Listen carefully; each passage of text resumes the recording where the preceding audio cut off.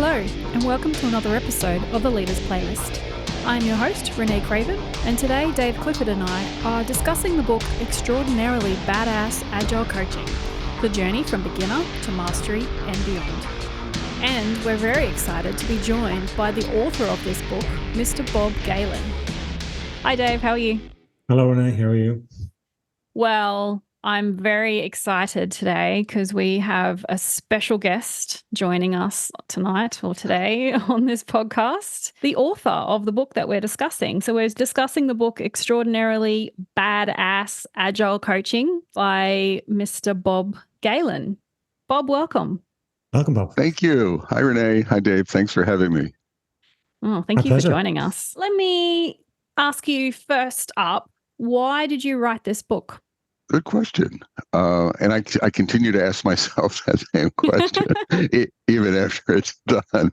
So it goes back to why do I write? I've written a couple of books, and what I discovered is writing a book is really hard work.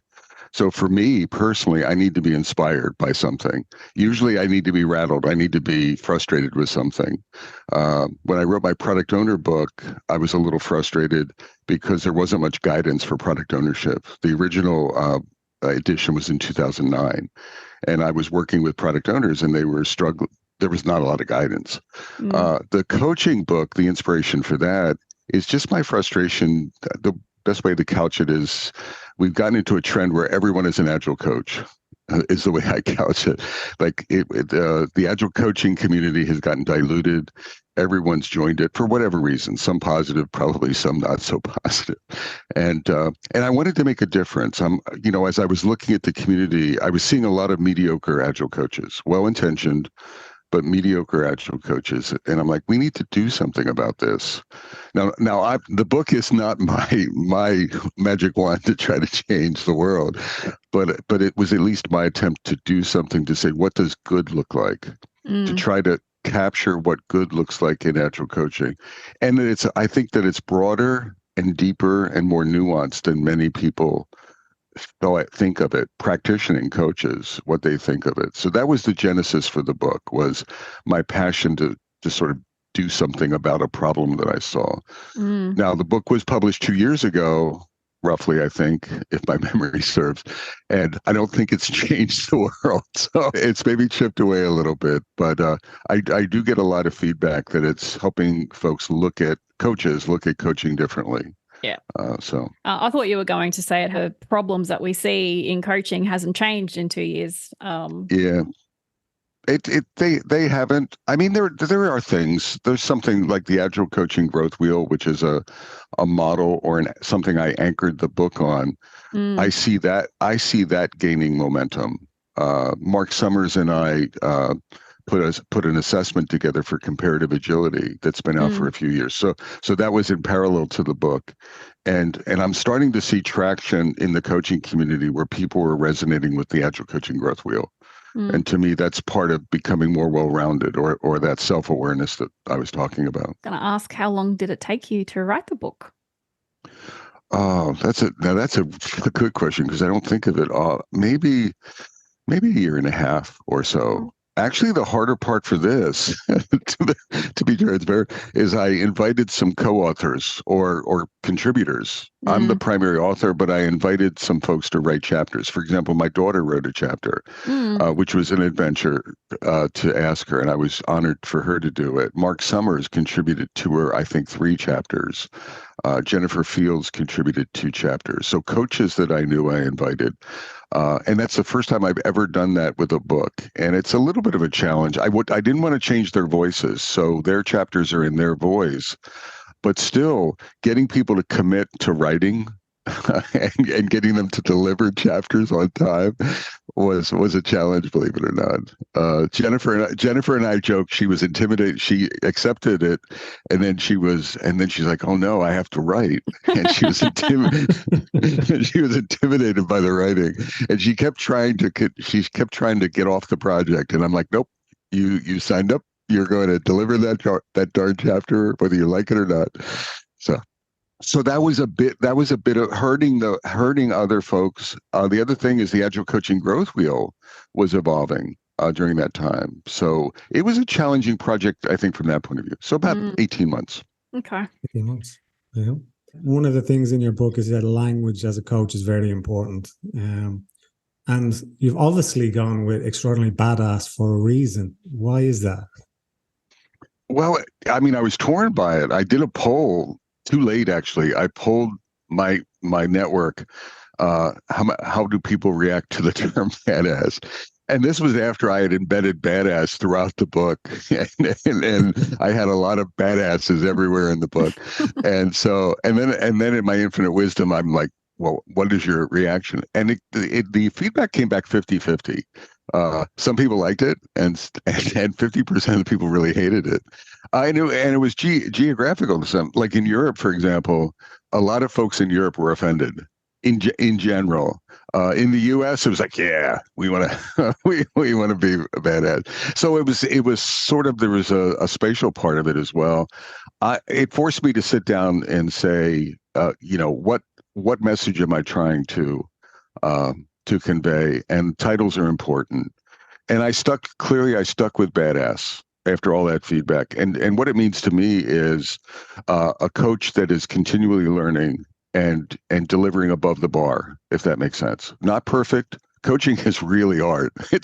So I don't know if I emphasize it enough in the book that coaching is a really tough profession to make a living in, at least in my view. But that's the term. I want it to be emboldening or encouraging.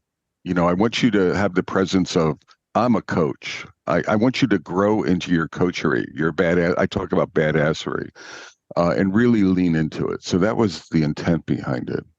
Dave, what was one of your key highlights for the book? So I took a lot away from it and read it. I love the canvases and all. But I think one of the things was, for me, and probably this is what I'd love to talk to you about, but it's this importance of a pair coach.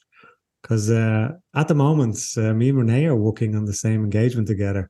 And I was interesting in your thoughts. It is like, I thought, it's a really good idea to have someone to kind of bounce ideas off, things like that. And I said, can you give me a bit more on your experience as a pair coach?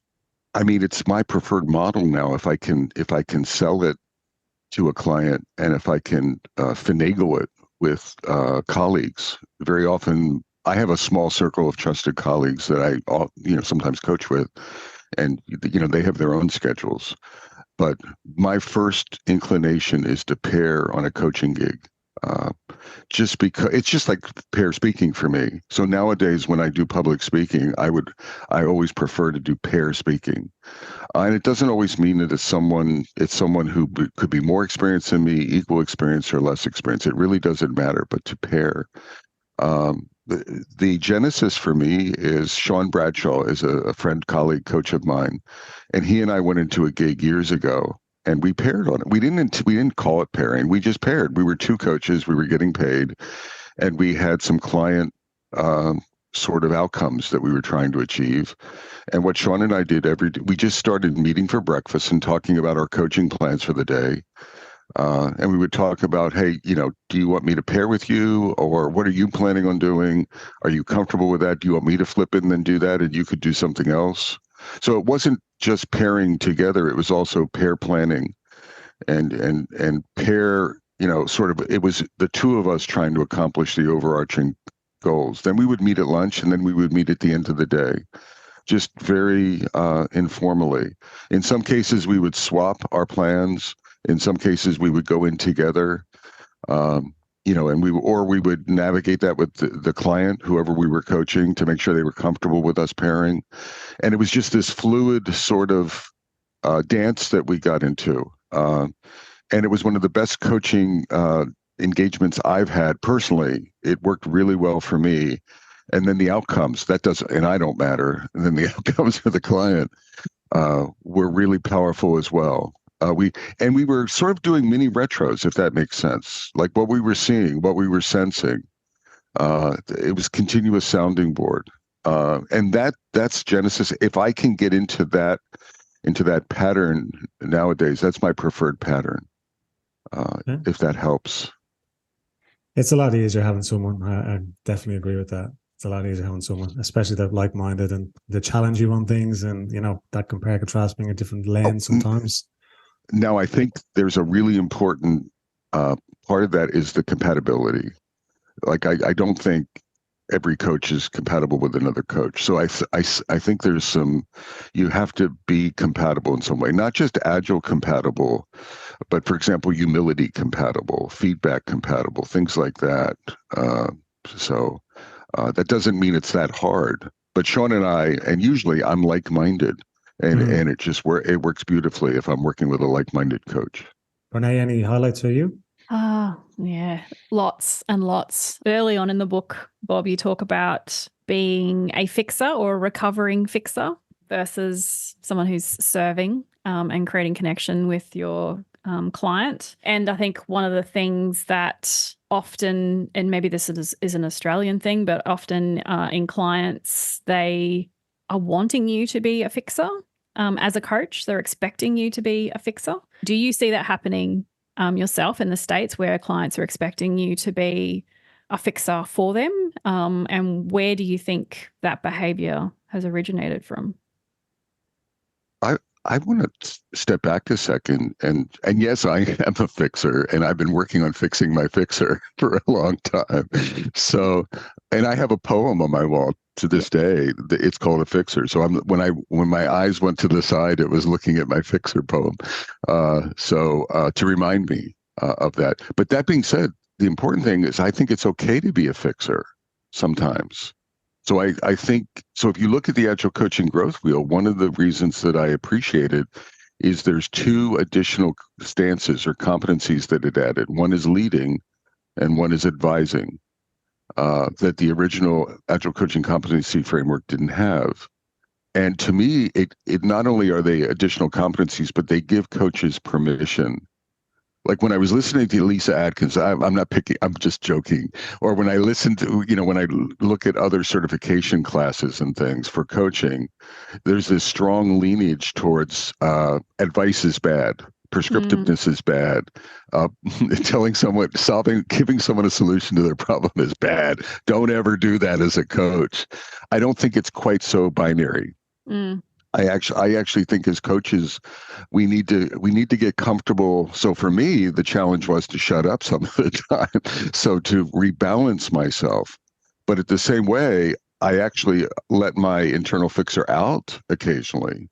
It's the right thing to do in service to my client, if that makes sense. So I think as coaches, we need to work becoming well-rounded. We need to sort of balance across those stances. The other thing is then sensing and responding when it's right. It's not letting the fixer out for me. It's letting the fixer out to help my client in service to my client. So if my client needs a fixer, not too often, right? Everything in moderation, but if they need it, I don't think that's a bad thing. The challenge is to be situationally aware, to sense and respond. Renee, I don't know if the one metaphor I have in there is dancing with your client. And if you both knew me, I'm not clearly, if you could see me from the neck down, I'm not a dancer. So I'm not very dancy, but in my mind, I can dance and dance. And it's a wonderful metaphor for me that when I'm coaching someone, I'm literally in my head, I'm trying to figure out how to dance with a client and what might be the next dance I need to dance into with them to serve them. Any reactions to that? Just one of the questions that we were going to ask, because I recently seen you put up a post on LinkedIn offering, what was it, decertification from yes. LinkedIn, and you had all of these things. So I mean, you kind of touched on a little bit. I obviously not. Well, maybe I'm making an assumption here that you're not a huge fan of Agile certifications, or. It was April Fool's Day, so it was still a little bit tongue in cheek. No, we do have. I mean, I have a friend. Quite a few years ago, I have some time on my hands sometimes, and then I do something that I'm not proud of. So maybe 10 years ago, 8 years ago, I had a little time on my hands, so I started counting Agile certifications, and I counted like 250 of them, unique Agile certifications. Wow. And then a friend of mine in Chicago, a friend coach, Anthony Mercino, took that banner up and he counted them. And when he counted them, there were over 300. And that was maybe 5 years ago. So unique certifications. I bet if we counted them now, there's over 400 unique Agile certifications. Yeah. So I think that might be just a tad too many. And it's not even just it's confusing for clients. It's confusing for organizations. It's confusing for practitioners. Which certifications do I get? The other thing is the majority of them, and it's changing, but the majority of them are like an N number of day class. So you take a 2-day Scrum Master certification and suddenly you become a Scrum Master. And I've never felt that that's the right approach, right? I think it's experience plus that. Nowadays, what's happening with some classes is you're getting more of a cohort model or more of a lengthened practitioner model.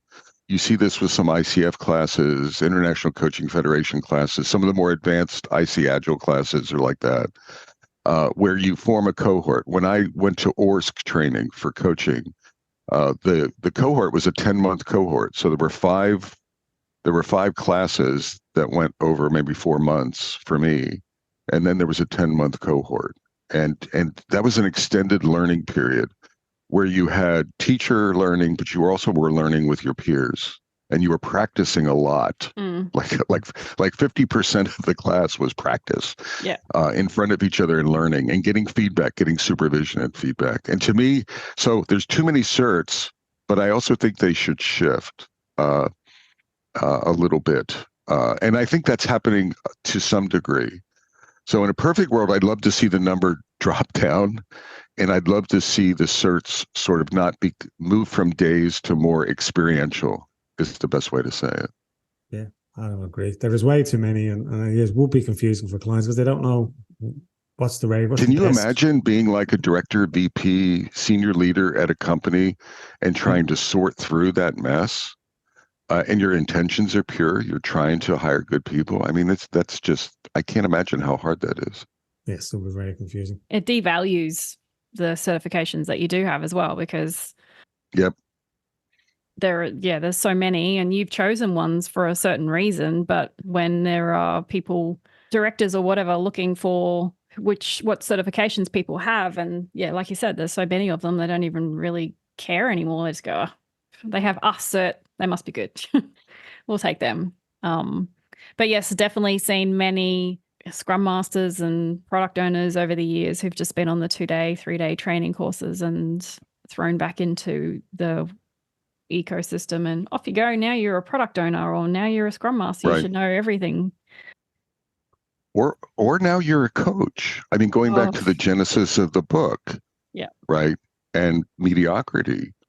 It's, I mean, to some degree, I think it's, equally bad, if not worse, in the coaching community. I mean, someone takes a 2-day Scrum Master certification, not only are they a Scrum Master, now they suddenly promote themselves to being a coach. And I'm not saying that they should be a coach. They should be growing their coaching skills, but that takes time. Yes. So I think the coaching certs. The other thing, if I can complain for a second, go for it, and I will, is from a wheel. So I think a big mistake that's happening in the coaching community is we've leaned too heavily into professional coaching stance. That doesn't mean, everyone who's listening, please don't throw tomatoes at me. Professional coaching stance, I'm investing in it for myself. So I'm putting my money where my mouth is.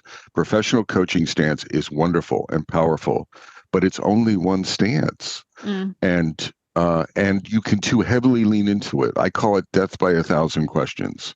I see coaches who they operate too heavily in that stance. They lack well-roundedness. Yeah. And even the certification bodies, the Scrum Alliance, the CTC, CEC, and the Scrum Alliance, the certification with IC Agile, I think they're teaching and leaning too heavily into that stance. There's reasons why. They're not malicious, but we need to create more well-rounded coaches in the world. Yeah. I was talking to someone in I do quite a bit of public speaking at meetups and things. And we were talking about how to dance. And I'm like, I don't dance in secret as a coach. Meaning what I do with a client is I actually use the Agile Coaching Growth Wheel to introduce clients early on to what is Agile Coaching. I find that a lot of people don't know what we do and what we don't do.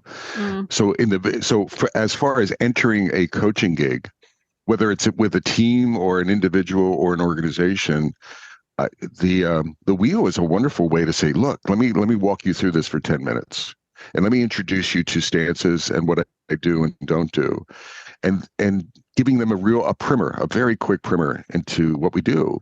And then as I'm coaching and as we establish the client's agenda, I'll say, you know what, I've been in professional coaching stance and I'm asking some questions, but I can see your eyes rolling back in your head.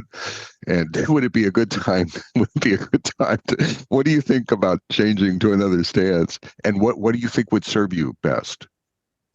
Mentoring, would it help if I mentored you in some way, or if I provide some solution options? And so I'm not dancing with the client and not telling them. It's sort of participatory. I do that probably 95% of the time. So we're dancing together using coaching terminology as a backdrop. Yeah. And the client, and I find that participation is pretty successful. Part of that participation would be now is a good time to coach. You seem disinterested. This doesn't seem to be resonating with you. You seem to be looking at your watch. Do you have a tea time at the local golf club, or whatever it is? Yeah. And we're doing it together. So I think that, and a stronger lean into that would be, are you ready to be coached? If that makes sense. Is it not as just, is this a good time? Is this a good time for you in general, or should we just defer it? Yeah. And that notion, Renee, of what push versus pull. Yeah. I don't want to push coaching on people if they don't want to be coached. Yep, 100%. Yeah, totally agree with that. So on that kind of vein, and I don't know if you've covered it already, like obviously you've been a coach for a number of years. And you probably would have loved to have your own book as a resource back when you first started. But what was the kind of one piece of advice you'd give your past self based on what you know now? I don't know if I have that. I recently wrote a blog post that talked about how people became coaches. So my observation of the Agile coaching community, my journey was I was a programmer. And then I was promoted to leadership roles. And as my organization started growing, I started coaching team members. I didn't call it Agile coaching, or there was no such thing as Agile coaching at the time, but I was coaching people. So my arc was practitioner, project management practitioner, software development practitioner. I have a deep testing background. So it was practitioner leadership into coaching. I actually think that was the right arc for me, because that experience has made me a better coach. Going back to dancing with the client and providing options. I think lately a lot of coaches come in, they don't have domain experience, and it's just, oh my gosh, Agile coaching. I have some life coaching. All right, let me get into this. This is great. I can make some money at this. I'm kidding a little bit, but not too much. And so you go in there. So my learning, given my arc, my learning was on the coaching side, the soft skills side, facilitation skills side. Over here, the learning is I have those soft skills, professional coaching, but I don't have the domain. I think I took the right arc. What I would tell people, if they're on the other arc, you have some work to do. You have a lot of work to do, and it's hard work. Now, I'm not saying you have to go to developer school and learn how to program. It's probably too late for that, but you need to get some domain chops, like quickly. You need to have a lot of humility. And have respect for people who have the technical domain. So I guess what I'm trying to say is, my younger self, it's like, do what you did, stay on that arc. Yeah. And other coaches, I think you have some work to do. Maybe I don't know if that's a good answer, but that's where I'm landing. Good answer. I was on a similar arc myself. I was a developer back in the day with COBOL, of all things, which is still kicking around somewhere, I believe. Had to start somewhere. No, but I think my daughter, for example, switched from social work into Scrum Mastery. And she's self-aware of, she has incredible strengths in some areas from her social work background, conflict resolution, facilitation skills, teaching skills, mentoring skills. Wonderful. As far as the domain, she doesn't have a clue. She has some real work to do in understanding software development, understanding product development, and she's doing that heavy lifting. But not everyone does that heavy lifting.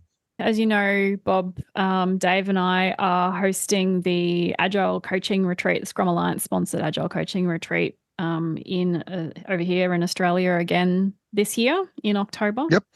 Can you tell us your experience that you've had in the past at coaching retreats that you have attended? Sure. I mean, I was even a volunteer facilitator for some retreats here in the States years ago. Daniel Gulo and I, we had one here in Chapel Hill in North Carolina that we did. So I was sort of on the committee for 3 or 4 years, not the committee, but the group of that helped form the retreats. So I have a special place in my heart.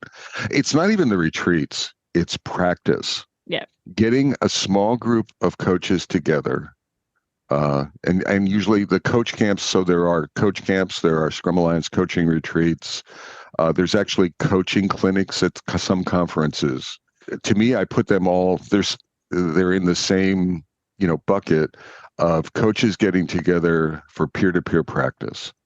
And it has a special place in my heart. When I go, if I volunteer for a coaching clinic, I've done that at the Scrum gatherings.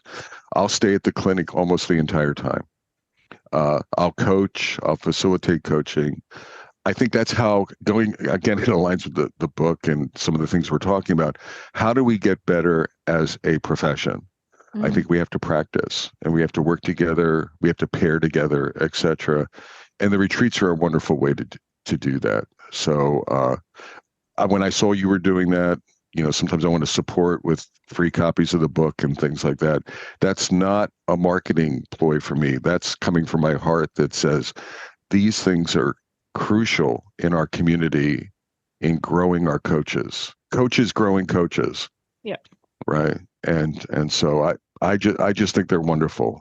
My daughter and I went to, when my daughter was pivoting from social work to Scrum, before she made the pivot, we attended an Agile Coach Camp in New York City at Spotify.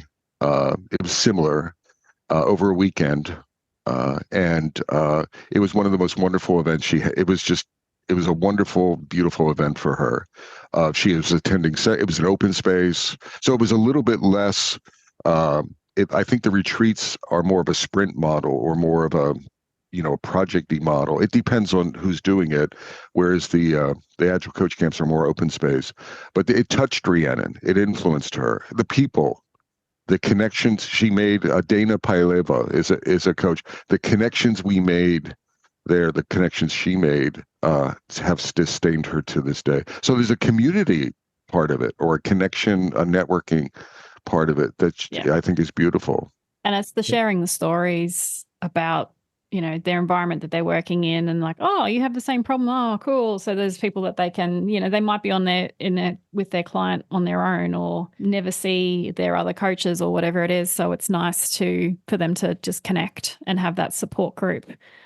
Dave and I have we facilitated last year as well in Australia, and we challenged we did have sprints, but it was a kind of a hybrid open space sprint kind of retreat, which I think we'll be doing again this year.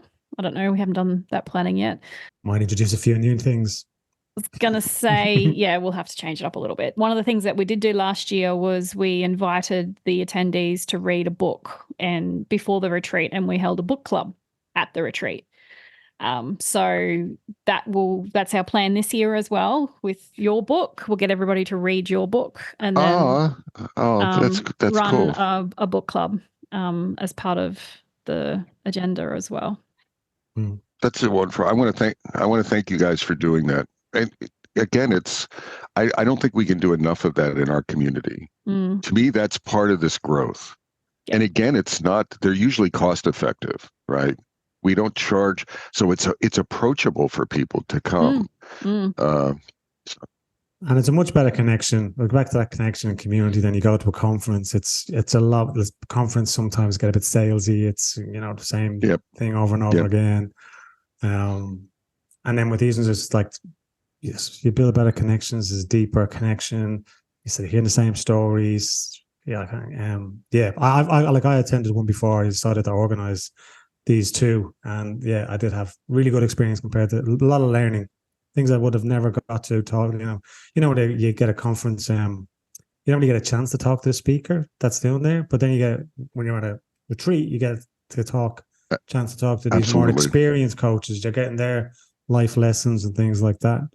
And that's why we decided, we'd try and make one happen again in Australia, because after COVID, everything kind of ground to a halt. And then we decided to disrupt a little bit, because it always went to Sydney and Melbourne. So we decided, let's go to Queensland and have it up there. Beautiful Sunshine Coast.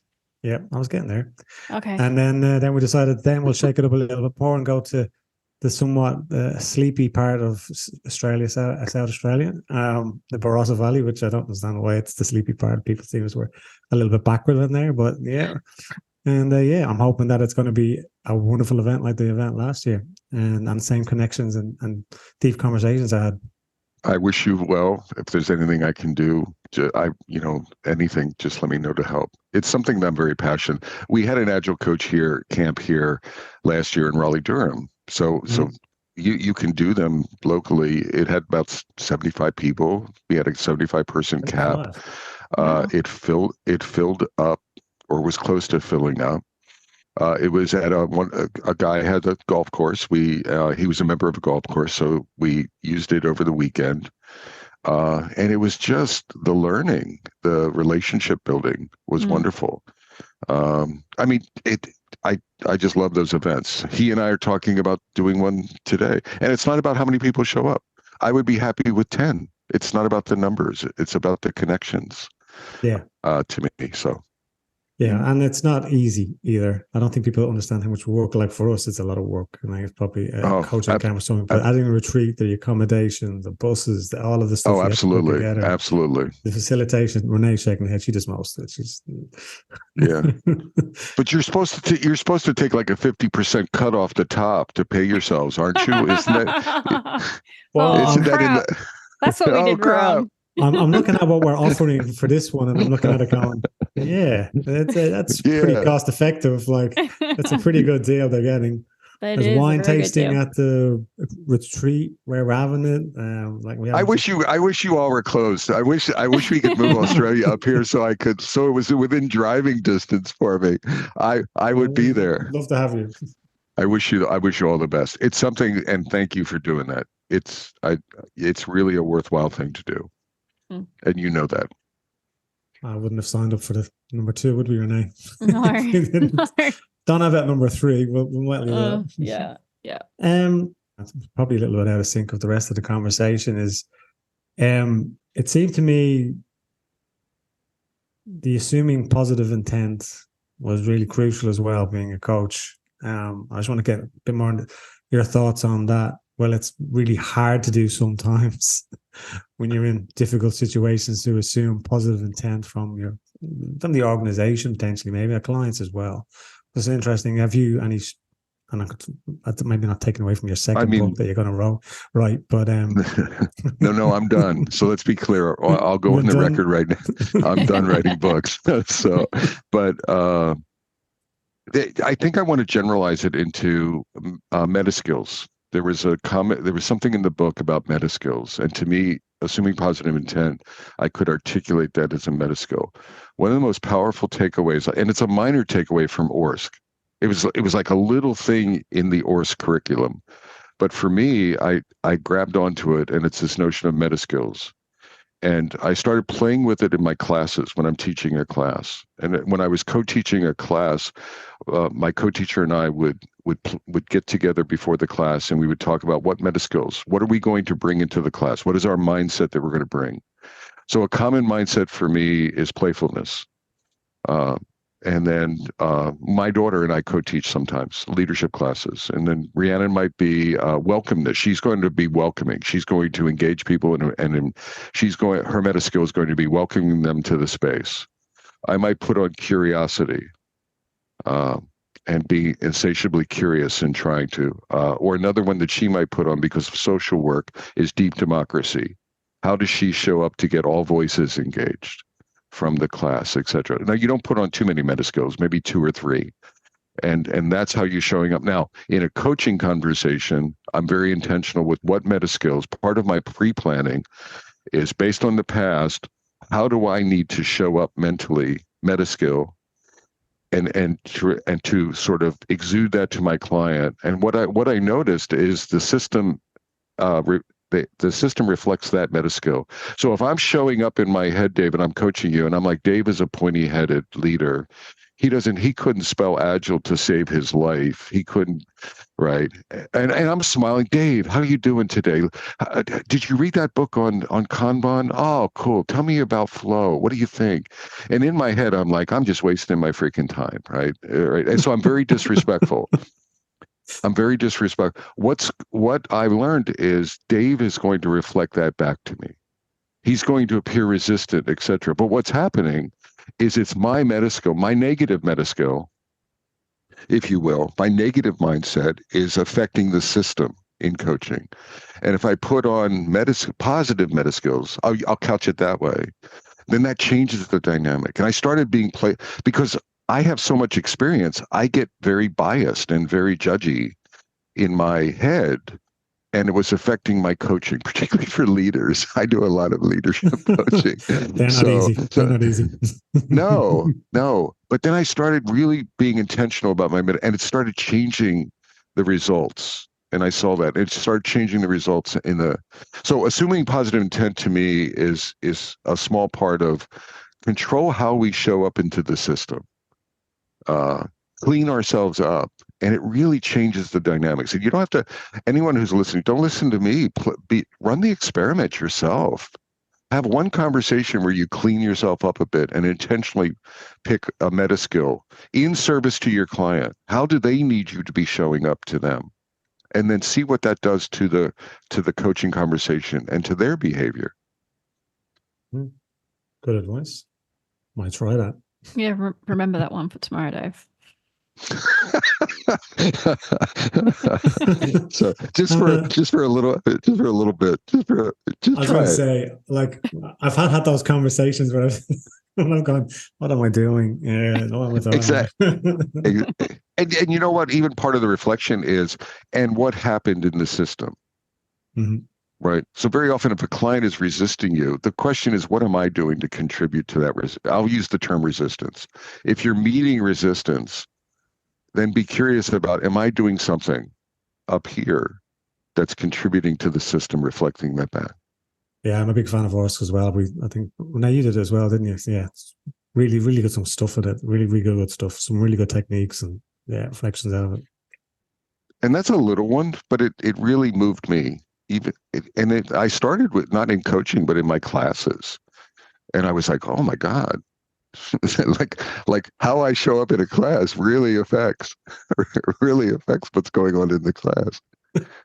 I wanted to just say thank you to both of you. When you reached out and you invite, I never take this stuff for granted. So I am very appreciative of this opportunity to meet you both and to talk to you both. I'm grateful.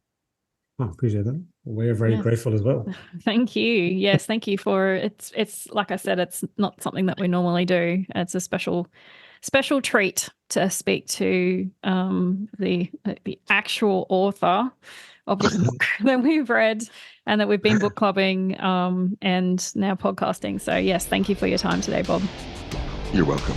Dave, till next book. Yes, till next book. Thank you for listening to the Leaders Playlist. We hope you enjoyed this episode. Please be sure to share our podcast with your family, friends, and work colleagues.